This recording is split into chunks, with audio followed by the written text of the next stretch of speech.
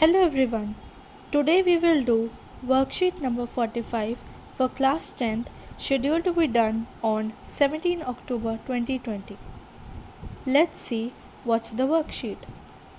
A new course, Happiness Curriculum, was introduced in 2018 in the government schools of Delhi. A study was conducted in some schools of Delhi to find out the effects of this course on students' behavior.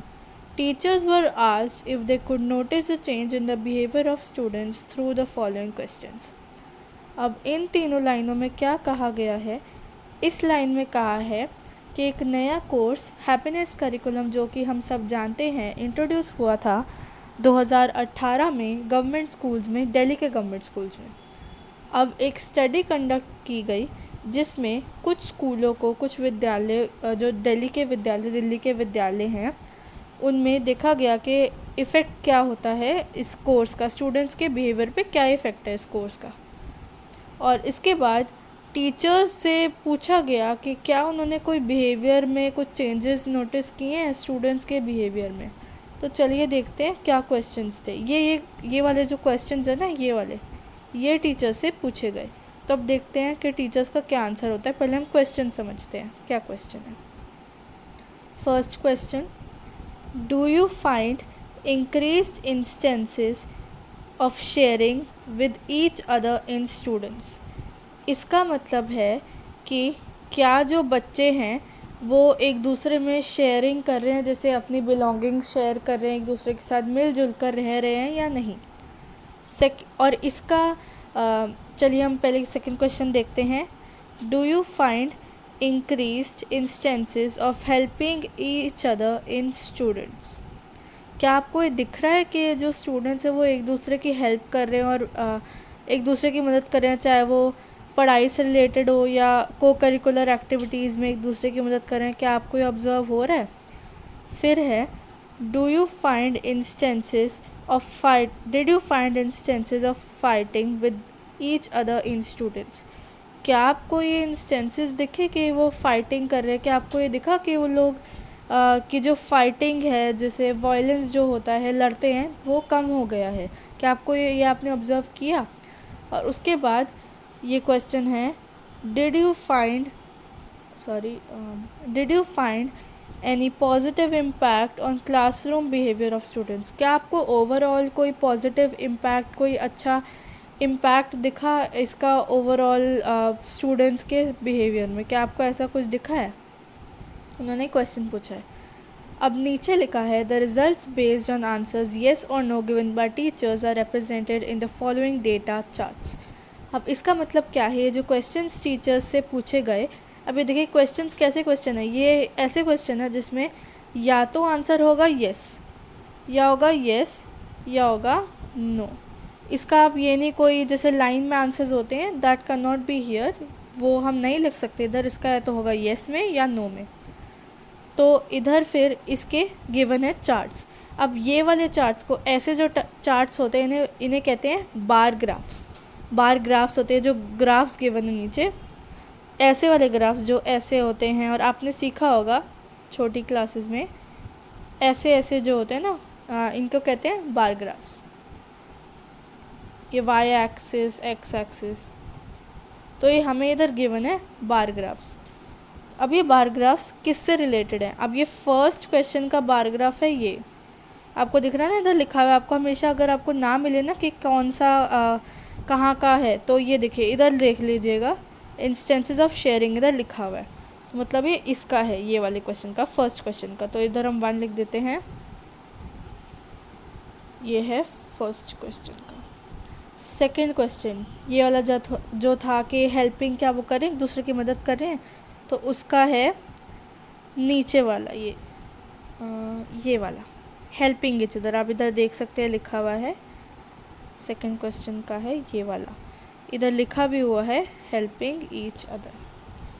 अब नीचे देखते हैं, अब इधर है reduced instances of fighting. इधर जो लिखा है वो है रिड्यूस्ड इंस्टेंसेस ऑफ फाइटिंग।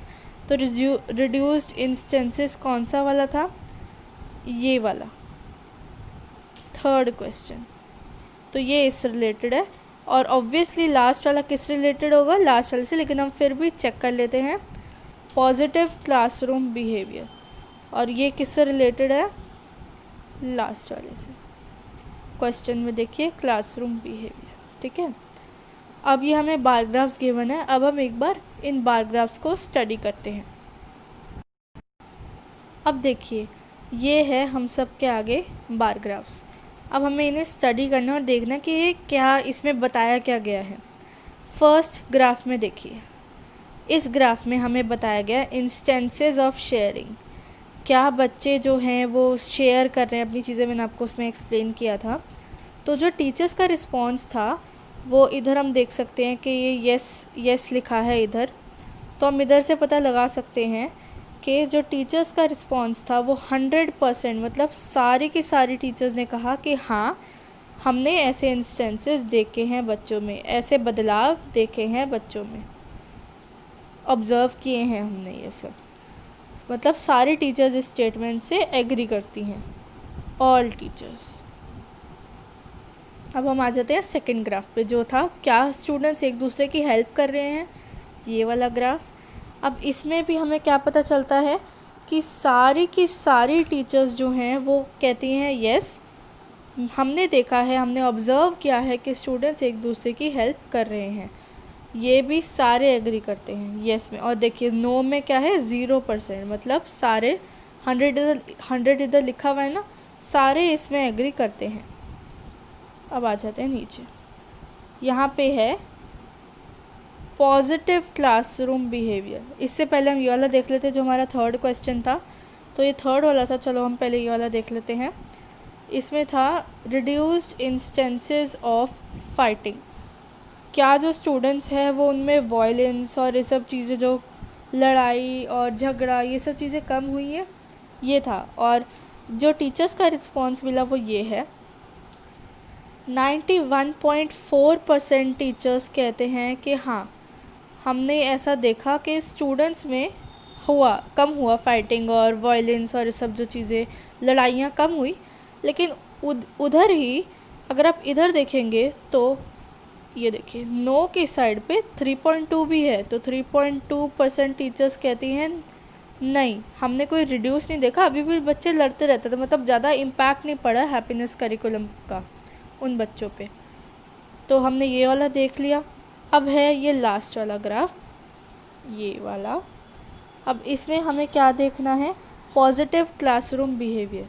क्या जो बच्चे हैं उनका जो बिहेवियर है वो इम्प्रूव हुआ है, क्या उनका बिहेवियर इम्प्रूव हुआ है, वो ओवरऑल अच्छे से बिहेव करने लगे हैं।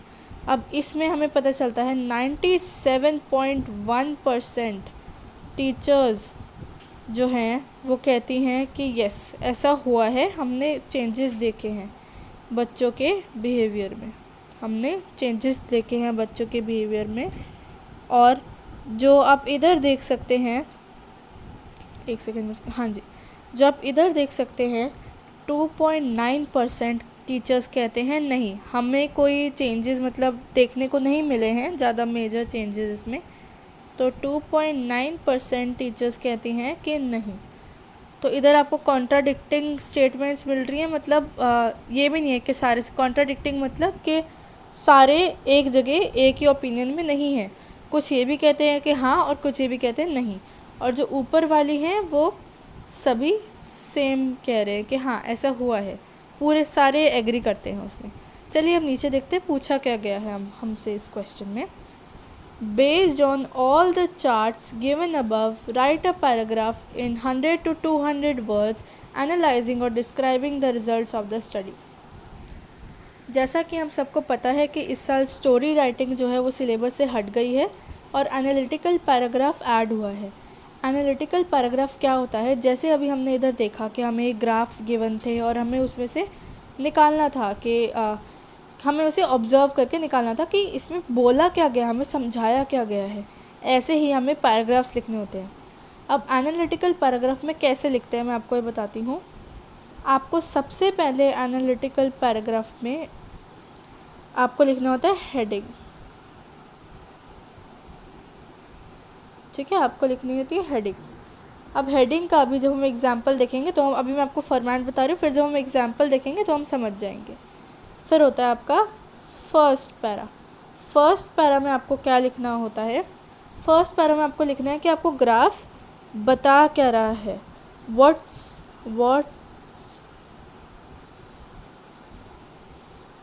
द ग्राफ टेलिंग, आपको बता क्या रहा है, वो बस 1 या 2 लाइंस में आपको बस ये लिखना है, ठीक है। हमने पहले हेडिंग देख लिया था कि हमें हेडिंग लिखना है, और फिर हमने देखा था फर्स्ट पैरा में इंट्रो, बेसिकली इंट्रो आपको देना है कि वो बता क्या रहा है। फिर है सेकंड पैरा। सेकंड पैरा में आपकी मेन बॉडी आती है जिसमें आप पूरा एनालिसिस करते हो, आप जांच पड़ताल करते हो कि इसमें बोला क्या गया, हमें समझाया क्या गया है। अब जैसे हम इधर ही देखें तो एक ग्राफ का अगर हम लेते हैं तो हमें इसका, अगर हम एग्जांपल में एक ग्राफ लें तो हमें फिर इसको ओके 91.4% ये है और हमें 3.2% ये एग्री किए है, नॉट एग्री किए, हमें ऐसे बताना होता है उसमें। और उसके बाद आता है थर्ड पैरा। थर्ड पैरा में आपको अपना कंक्लूजन देना होता है कि आपको पूरे ग्राफ से क्या पता चला। अगर हम इस ग्राफ को लेते हैं तो हमें पूरे ग्राफ से क्या पता चला, इधर हमें पूरे ग्राफ से ये पता चला कि जो इन फाइटिंग रिड्यूस हुई है, क्योंकि ज़्यादातर लोग एग्री करते हैं और कम लोग एग्री नहीं करते हैं। तो आपको ऐसे पूरा उसका एनालिसिस देना होता है। और यही अगर आप इस पैरा की बात करें, सेकंड पैरा, तो अगर आप इसे चाहें तो आप इसे 2 पार्ट्स में भी डिवाइड कर सकते हैं, यह आपकी चॉइस है, लेकिन मिनिमम 3 पैरास होते हैं। अब चलिए हम देखते हैं, इधर लिख रखा है मैंने आपके लिए। अभी देखिए, मैंने आपको कहा था हेडिंग आपको देनी है, हेडिंग इधर दे दी गई है, हेडिंग है ना, ये है हेडिंग हमारी। हेडिंग हमने क्या दी है, आपको ओवरऑल देखना है कि हमसे बोला कि हमें बताया क्या गया है। अब इधर हमें क्या बताया गया, impact of happiness curriculum on students, क्या उन पे फ़र्क पड़ता है या क्या उनमें चेंजेस आए हैं जो हैप्पीनेस करिकुलम इंट्रोड्यूस किया गया था उससे, क्या चेंजेस आए हैं उसमें। अब इस वजह से हमने ये हेडिंग दी है उसका ओवरऑल देखने के लिए। चलिए अब इंट्रोडक्शन देखते हैं। इंट्रोडक्शन में ये लिखा है, the bar graphs represent, bar graphs क्यों बोला है, क्योंकि इधर कितने ग्राफ्स हैं, 4 ग्राफ्स है, और 4 के लिए प्लूरल आएगा और इसलिए graphs. The bar graphs represent the effects of happiness curriculum on the children. ये जो बार ग्राफ्स हैं ये रिप्रेजेंट करते हैं जो इफ़ेक्ट्स पड़े हैं स्टूडेंट्स पे। अब हमने इंट्रो दे दिया कि क्या दिखाता क्या है हमें ये बार ग्राफ। ये हमारा इंट्रो पैराग्राफ हो गया। मैंने आपको बताया था इंट्रो पैराग्राफ लिखते हैं तो हमारा हो गया इंट्रो पैराग्राफ। अब चलते हैं नीचे। अब ये हमारा क्या है, सेकंड पैरा, जो हमारे लिए क्या है, इसमें हमें हमारे सारे एनालिसिस करने हैं, ठीक है, एनालिसिस, सारे हमें एनालिसिस करने हैं इसमें। तो अब चलिए पढ़ते हैं। From the first graph 100% teachers agree to the statement and therefore it's clear that there were increased instances of sharing with each other in students। इस वाक्य का मतलब है कि हम पहले ग्राफ से देख सकते हैं, ये वाला हमारा पहला ग्राफ था ना, हम इस ग्राफ से देख सकते हैं कि 100% जो टीचर्स हैं उन्होंने एग्री किया है कि हाँ ऐसा स्टेटमेंट जो हमें गिवन थी, जो पूछा गया था उसमें उन्होंने एग्री किया है कि हाँ ऐसा है कि इसमें चेंजेस आए हैं और बच्चे शेयरिंग करने लगे हैं। ये इस लाइन का इतने का हमने फर्स्ट ग्राफ समझा दिया। अब हम आते हैं सेकंड ग्राफ में। अब यहाँ सेकंड ग्राफ शुरू हो रहा है। According to the second graph we infer that the students started developing the value of helping each other as 100% of the teachers agreed to this। अब हम इधर ये बताया गया है कि according to the second graph जो हमने ग्राफ देखा उसके अकॉर्डिंग, उसके हिसाब से हमें ये पता चलता है कि जो स्टूडेंट्स हैं उन्होंने ऐसी वैल्यू डेवलप करनी शुरू की है, जो हेल्पिंग की वैल्यू है उन्होंने वो डेवलप करनी शुरू की है, क्योंकि 100% टीचर्स इस चीज़ से एग्री करती हैं, दे से यस कि हाँ ऐसा स्टूडेंट्स में चेंज आया है। अब ये वाला कौन सा पार्ट था हमारा? Second part. अब हमने इधर लिखा है in the third case 91.4% teachers agree that the instances of fighting among students reduced and others, that is 3.2%, didn't observe the same। अब इसमें क्या बोला है? पहले तो हम चलिए पहले अब ग्राफ पे चलते हैं। ये वाला ग्राफ है जो थर्ड वाला था, मैंने आपको बताया था रिड्यूस इंस्टेंसेस। तो इसमें हमें क्या बताया कि 91.4% जो टीचर्स है वो कह रही हैं हाँ ऐसा है, लेकिन सब एग्री नहीं कर रहे हैं। 3.2% टीचर्स ये भी कह रहे हैं कि नहीं हमने ऐसे कोई चेंजेस नहीं देखे हैं। तो चलिए अब नीचे जो हमने लिखा था उस पर चलते हैं। ये रहा, हमने लिखा था इन द थर्ड केस, जो थर्ड ग्राफ है थर्ड केस है उसमें 31.4% टीचर्स जो हैं वो एग्री करती हैं कि हाँ ऐसे इंस्टेंसेस देखे गए हैं, फाइटिंग के इंस्टेंसेस रिड्यूस होते हुए देखे गए हैं। और जो बाकी हैं 3.2%, आपको वैल्यूज़ लिखनी बहुत ज़रूरी है, और अगर कोशिश करिए कि परसेंटेज का साइन लगाने की बजाय आप पूरा पूरा परसेंट लिखें, ठीक है।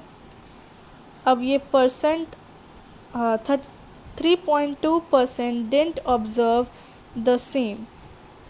अब यहाँ तक हमने देख लिया थर्ड पैराग्राफ। इसमें बोला है कि 3.2 didn't observe the same. 3.2% teachers ने ऐसा ऑब्ज़र्व नहीं किया, उन्हें कोई ऑब्जर्वेशन में नहीं दिखा कि ऐसा हुआ है। इसमें क्या हुआ है? फाइटिंग रिड्यूस हुई है स्टूडेंट्स में हैप्पीनेस करिकुलम की वजह से। हमारा थर्ड हो गया। अब हम चलते हैं फोर्थ पे। आपको सभी को इंक्लूड करना है। If we talk about the behavior of the students, which is in the fourth graph, 97.1% of teachers agree that there was a positive impact of happiness curriculum on the students, but 2.9% with the same disagree with the same।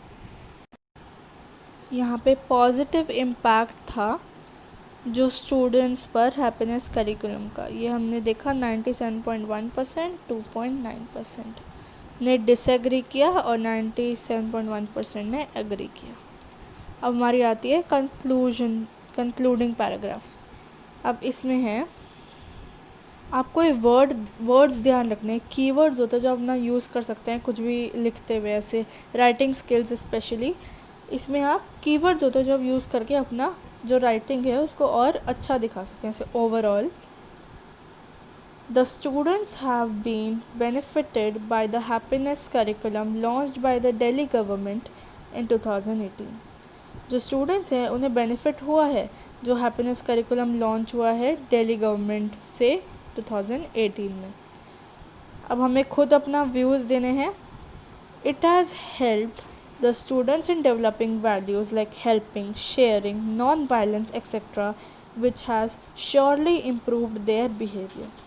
इसमें क्या क्या है कि जो ये है happiness curriculum है उसने हेल्प किया है स्टूडेंट्स को ऐसी वैल्यूज़ डेवलप करने के लिए जो हैं हेल्पिंग, शेयरिंग, नॉन वायलेंस और etcetera, which has surely improved their behaviour. यहाँ पे हमारा एनालिटिकल पैराग्राफ ख़त्म होता है। हमने पूरा एनालिटिकल पैराग्राफ देख लिया है। आई होप आपको समझ आया होगा। और मैंने जैसा आपको फॉर्मेट बताया था कि पहले आपको ये फॉर्मेट सबसे पहले याद रखना है कि आपको हेडिंग देनी है। जो भी आप एनालिटिकल पैराग्राफ कर रहे हैं हेडिंग कॉमन हो चाहिए, हमें उस चीज़ में बताया क्या, उस पैरा में हमें बताया क्या गया। जैसे मैंने इधर दी थी ना, impact of happiness curriculum on students, वैसे ही आपको सबसे पहले हेडिंग देनी है। उसके बाद आता है आपका फर्स्ट पैरा जो कि इंट्रोडक्टरी पैरा होता है, मैं इधर लिख देती हूँ इंट्रो। फिर आता है सेकंड पैरा जो होता है main body of the letter, जिसमें हम करते हैं बॉडी ऑफ द पैराग्राफ जिसमें हम करते हैं मेन एनालिसिस। फिर है थर्ड पैरा जो होता है कंक्लूडिंग पैराग्राफ, कंक्लूजन कि हमें ओवरऑल क्या पता चला इस पैराग्राफ से। आई होप कि आपको ये वर्कशीट अच्छे से समझ आई होगी और आप आराम से एनालिटिकल पैराग्राफ कर पाएंगे।